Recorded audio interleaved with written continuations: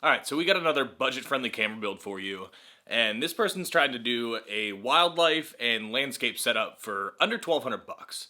Now, disclaimer, I was not able to get under $1,200 for this type of photography, but I got pretty close. This one was a challenging one. So starting off with our camera of choice, it is going to be the Canon 7D Mark II. It's a 20 megapixel APS-C camera, and this was highly touted as a great wildlife camera back in its day.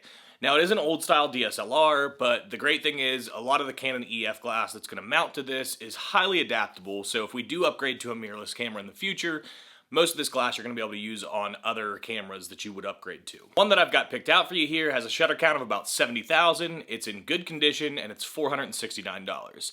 And remember, link is in bio to MPB. Let's go to our landscape lens. Now for the landscape lens, I picked the Sigma 10 to 20 millimeter f2.8. This is a super wide focal length. It's going to work great for landscapes, and reading through some Reddit threads and everything, this seems to be a pretty highly regarded lens as far as landscape lenses go. It's a good wide range. You can shoot super wide if you need to at the 10 millimeters, and then get punched in a little bit at 20 millimeters, and of course you got to factor in that 1.6 crop factor that Canon cameras have. Now just something to note, this is an EF-S lens, so it only works on crop sensor cameras. But you can get this lens right around $160, $170, which is not a bad deal for this, and it's going to give you a pretty wide focal length so you're not stuck at a prime lens. And then rounding this build out is going to be another Sigma in the 100 to 400 f5 to f6.3. Now, not super bright, but it is a decent range of focal length, and we do have to factor in that 1.6 times crop factor because this is a crop sensor camera.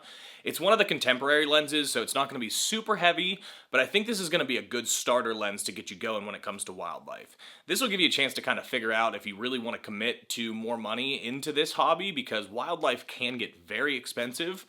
But we rounded out our entire budget at $1,292. So this was the most expensive piece of the build, and that came in at $649. Lenses, as you know, are more important than the camera bodies themselves, so I did want to invest a little bit more on the glass and then leave room for upgrade with the Canon or the camera body. But all in all, I think we got a pretty decent build out of this with a pretty modest budget.